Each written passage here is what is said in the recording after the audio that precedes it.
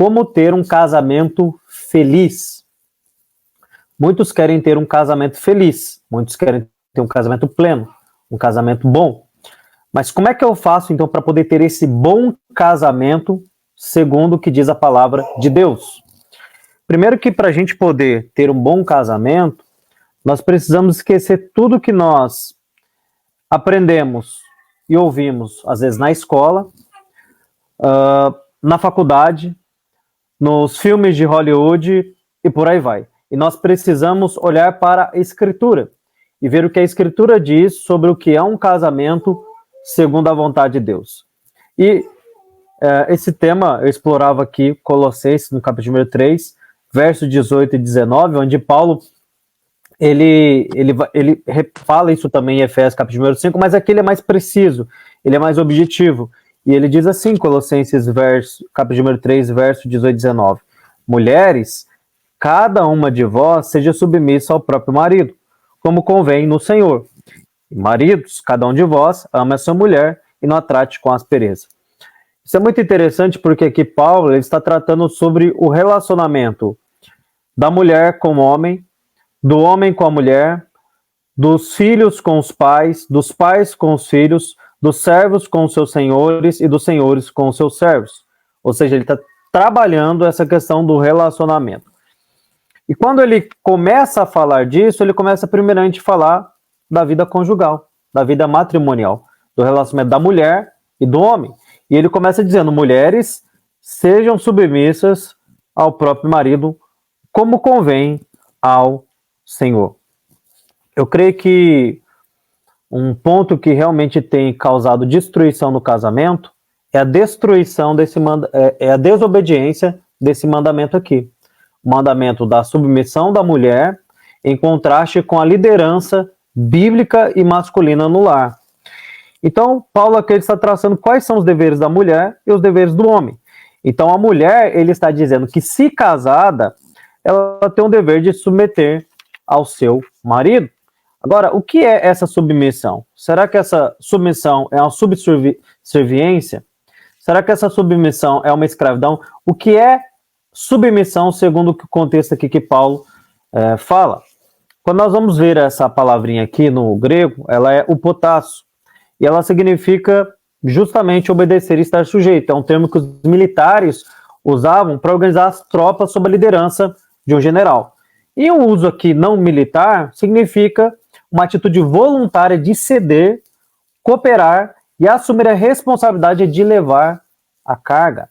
Então nós notamos que Paulo aqui, ele não está colocando o homem acima da mulher ou a mulher em cima do homem. A questão aqui não é de inferioridade, porque na fé cristã, todos os cristãos precisam se submeter em algum nível, em alguma esfera.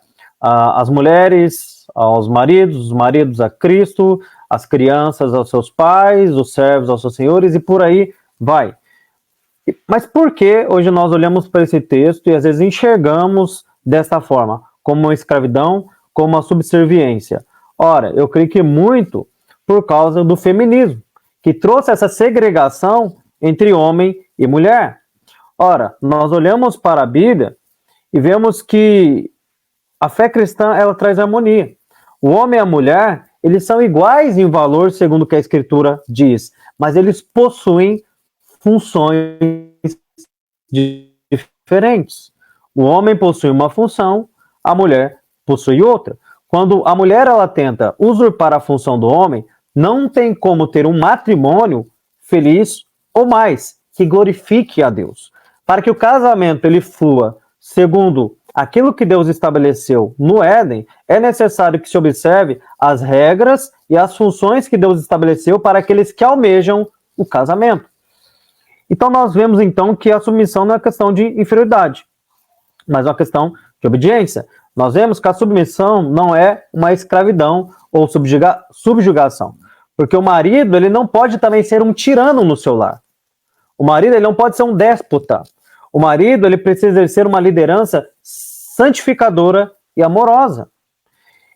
Quando o marido ele também não exerce essa liderança santificadora e amorosa, ele está pecando na sua função. Então entender a sua função dentro da estrutura familiar é extremamente importante para se ter um casamento pleno. Imagine um corpo que tem duas cabeças. Ora, não é algo normal. Isso é uma anomalia, é uma anormalidade no corpo. Agora imagine uma casa onde há duas cabeças, um homem e a mulher. Como pode essa casa viver uma vida que glorifica a Deus, se o que há ali é uma competição entre o homem e a mulher?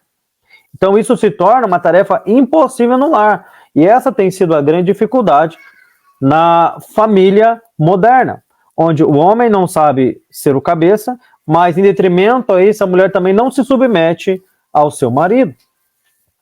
Entender a função na estrutura familiar faz com que nós desfrutemos qual é a boa, agradável e perfeita vontade de Deus no matrimônio. Veja que essa submissão que Paulo está dizendo é uma submissão voluntária.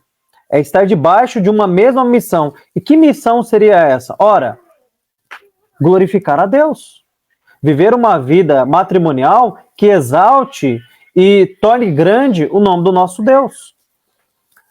Nós não estamos em uma espécie de cabo de força quando nós falamos de submissão, onde o homem puxa para um lado e a mulher puxa para o outro. Não, ambos devem cooperar para que o propósito da sua existência possa ser cumprida. Um serve ao outro e ambos servem a Cristo. O homem, ele ama a sua esposa, a mulher, ela submete ao seu marido, e essa junção, ela redunda em glória para Deus.